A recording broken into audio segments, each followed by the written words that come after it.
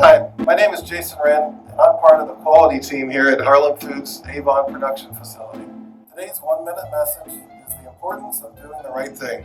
What are the unintended consequences of not speaking up if you see something that is wrong? Well, let's look at a real-life example. You and your family are looking forward to a Saturday evening out at a local restaurant. It's been a hard week and you are really excited to enjoy some time with your spouse and your children. Or perhaps it's an evening out with your friends. You arrive at the restaurant and have to wait for 30 minutes for a table. You tell yourself it's okay because that means the restaurant's food is good. After 45 minutes, you and your family are finally seated.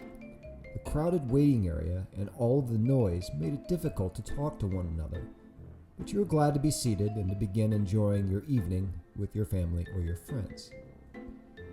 After being seated, you notice the table is dirty. No one has cleaned up the dishes from the previous guests yet, so you get the attention of a server who informs you that it isn't their job to clean up your table.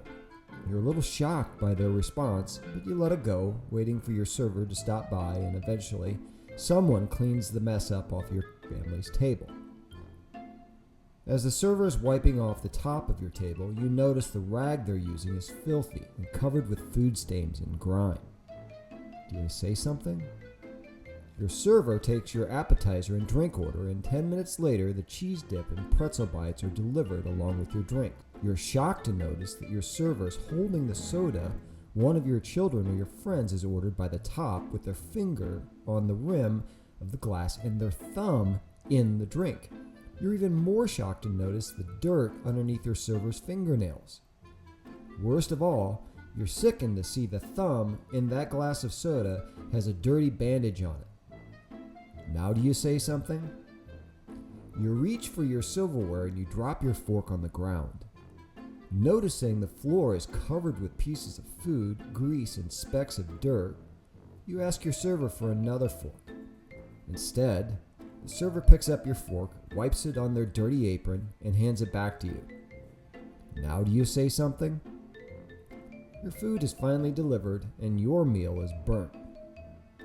So do you say something now? You notice a large hair in one of your side dishes. Do you say something? If all of these things happened to you, would you feel good about paying the bill? What if you were to complain to the manager? And what if the manager said to you that all of the other employees were doing their job? What did it matter if just one cook and one server didn't follow the rules all the time? We're not talking about a restaurant and a terrible experience here. That's just the example we used.